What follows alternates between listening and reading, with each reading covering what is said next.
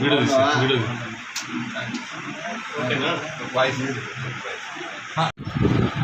2 నెలల క్రితం municipal council resolution ప్రకారం స్వర్గశ్రీ నందమూరి తారక రామారావు గారి స్టాచ్యూ మన ఎన్టీఆర్ నిమ్మల్పల్లి క్రాస్ రోడ్ జంక్షన్లో పెట్టడం జరుగుతున్నది.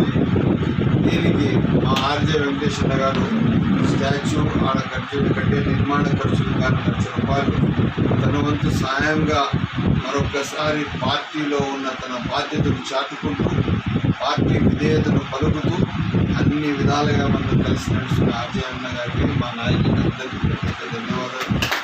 రేపు తప్పకుండా ముఖ్యమంత్రి గారి ఎప్పుడున్న ఒక నెల 2 నెలల ప్రోగ్రాం ఉంది.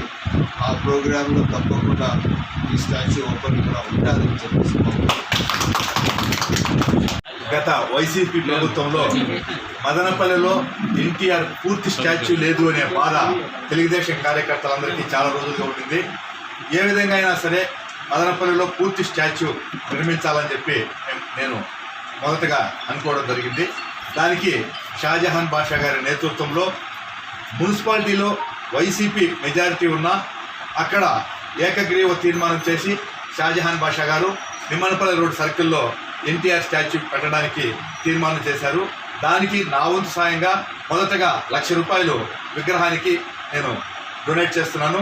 దీనికి సహకరించిన అందరికీ మున్సిపల్ కౌన్సిలర్లు, municipal chairman, municipal vice chairman, ముఖ్యంగా మన షాజహాన్ బాషా గారి కృషితో ఈడ ఏకగ్రీవంగా జరగడం అందరికీ కూడా కార్యకర్తలకు సంతోషం.